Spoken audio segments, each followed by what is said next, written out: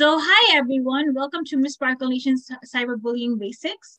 And today, I am Hunyah and Ms.Sparkle Nation International 2022. With me is Ms.Sparkle Nation 2022, Annette, and we'll be talking about healthy relationships. Hello, everyone. Yeah, and now we're just going to get started. Okay, and run the slideshow. Okay. So here we are. So this is Ms.Sparkle Nation Queens 2022 Cyberbullying Basics on Healthy Relationship, because in around February and March, there's a lot of talk about it because it's also the season where you have Family Day, but at the same time you have Valentine's Day, which has tons of different meanings to it. It doesn't really need to be a couple. It could be just a friend. It could be a self-love. So we're going to talk about that.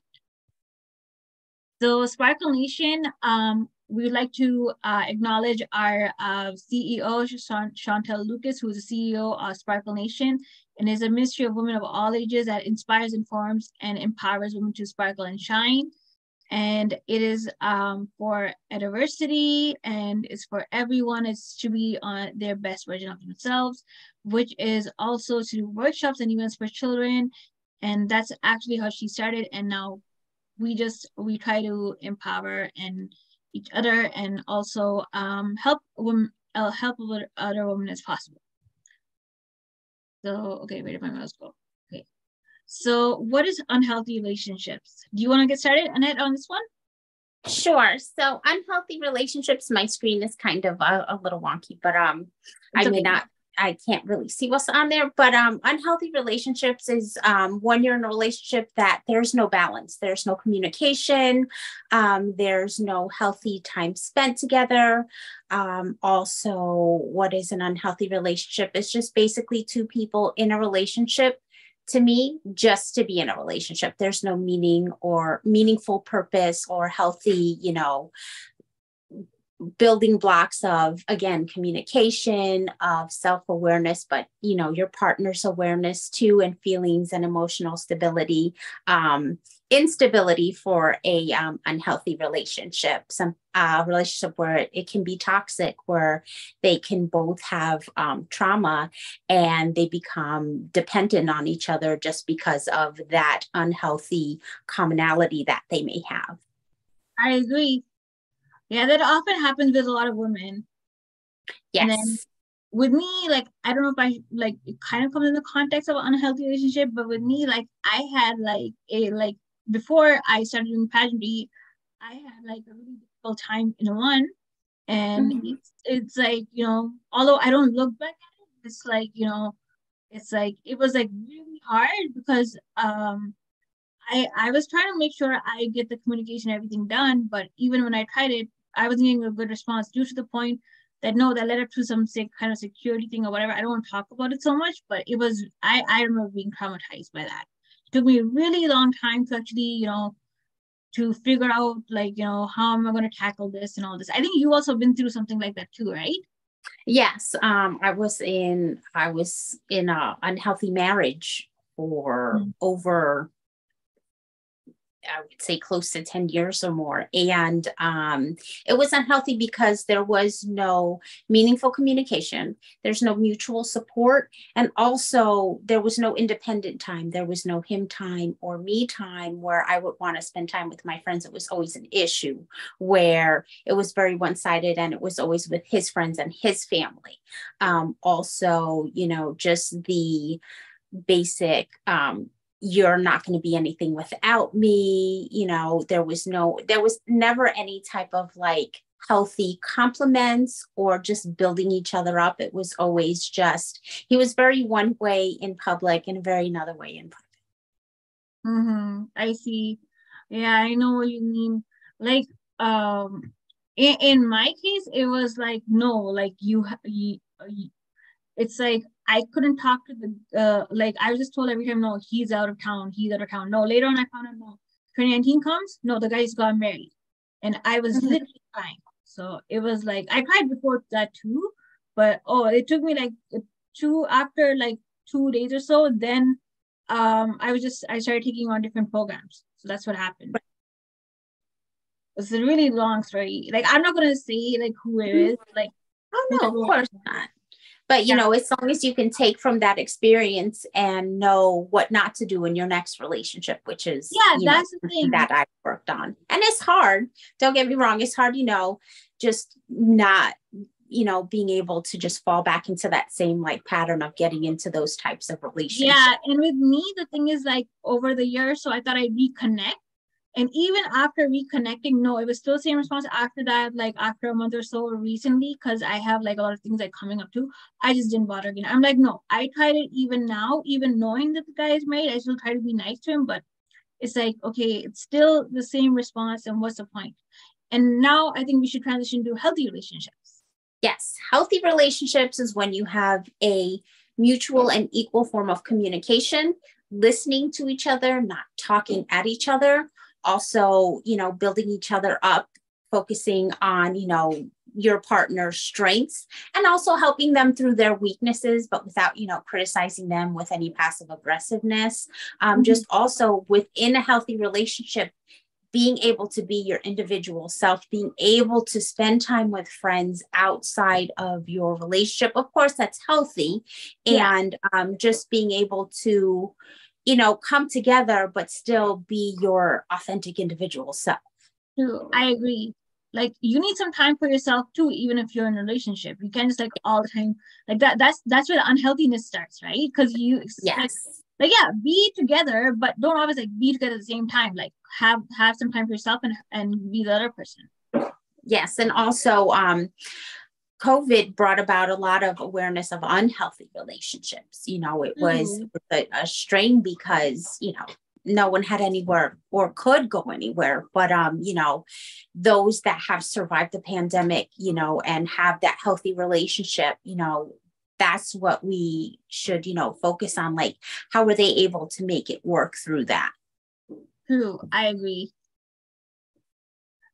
And what can cause unhealthy relationships? And I think we discussed this pretty much in the beginning. There's control, dishonesty, and physical. I think that's where physical violence also comes in, and abuse also comes in, because you never know, right? Right. You never know who the person is that you're dating until you live with them or spend a lot of, relationship time with them.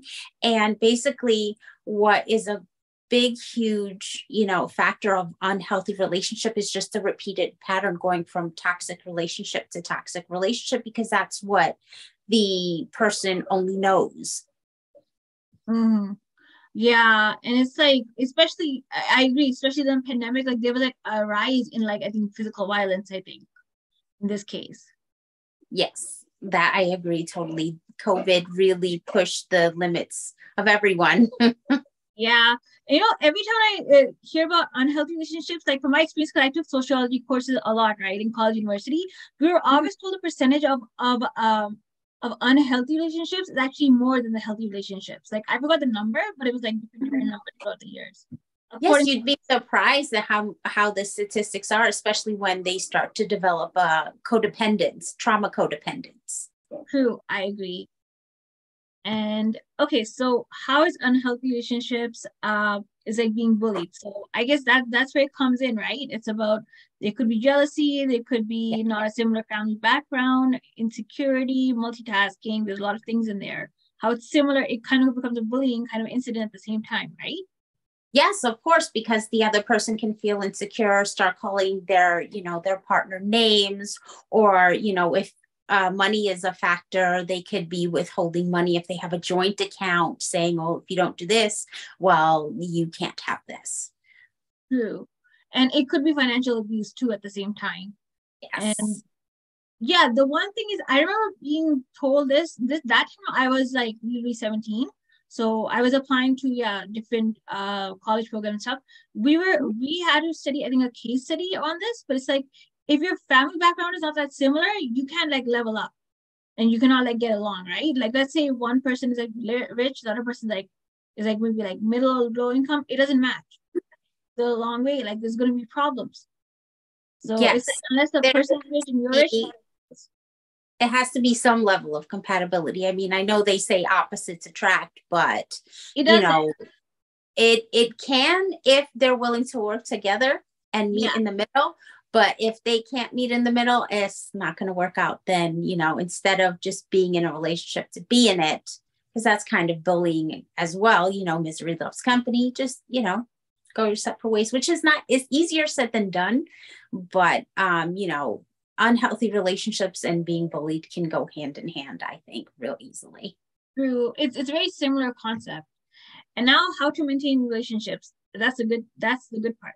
So it's like talk and listen, let go of control, and reflect and learn. And I think that if anyone can add to it, it'll affect you a lot. Yes.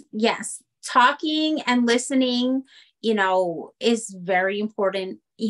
Take the time to just, even such a plugged in world we live in, make a promise to your partner, let's go to bed, let's shut off the phones. And if you can't shut off the phones for, whatever reasons, put it away, out of reach. Again, take on the control aspect of the relationship, try to make it as equal as possible. And yes, reflecting and learning of what you've learned from past relationships. It's very easy to carry it over into new relationships, but if you can just be more sympathetic and empathetic to your partner's needs and where they came from, not only from a family background, but from a relationship background, it can work. And therapy works, couples therapy. It doesn't have to be with marriage only. It could be with a lifelong partner that you're with. I actually watched a show that actually shows that, like, I know there's many shows who do that too, that are like fictional, but actually, like, even reality shows are at some point. So there's this reality show that I recently came across on Netflix. It's called Cyberbullying, and they literally show the couple getting couple counseling done, like before their marriage, and it's like a good thing, but it's not like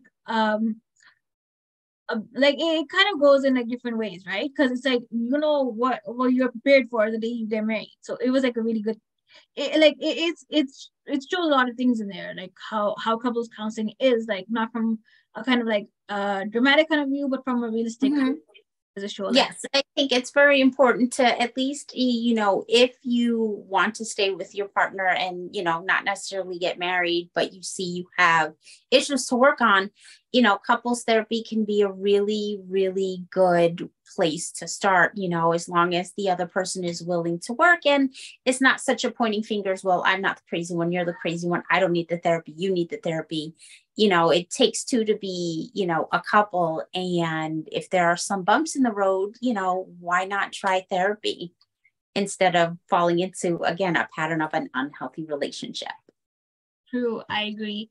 And now what comes in relationships, I think we all know this, but it's siblings, husband, wife, friends, colleagues, and acquaintances, because you have to maintain somehow in all these things, right? Yes, it's always, healthy. Your family is always going to be there. They're probably going to have, it depends on the type of family you have. If they're very opinionated, it might be hard in your relationship.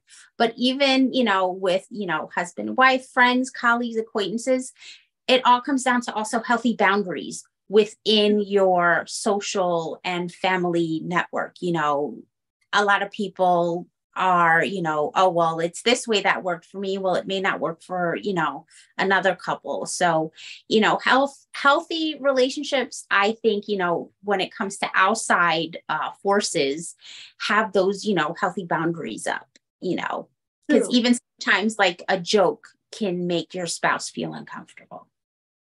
True. I agree. Like, not everyone is going to respond to it the same way. Right. And yeah, I think like when we get into the next topic for the next month, we can discuss about colleagues, because I think that's what's going to be next, right? It's like sometimes like even like how your marriage is going to affect you at work or wherever you are. It's like, oh, of course, and even within a pageant system, colleagues could be sister queens. True, I agree. Yeah, that's a good thing. Like that's what I tell everyone. I'm like, yeah, like we're like a whole team. Like that's just how we are. Yes, we build each other up and we help each other out. And you know what? It's again a great way to just get to know different personalities and how we can make it work within our lives. Yeah. And thank you. So thank you everyone for listening to this month's Cyberbullying Basics with with Miss Ms.Sparkle Nation 2022 Annette, and me, Hunyah Ms.Sparkle Nation International 2022. Thank you. Thank you. Okay, and bye everyone. See you sometime again.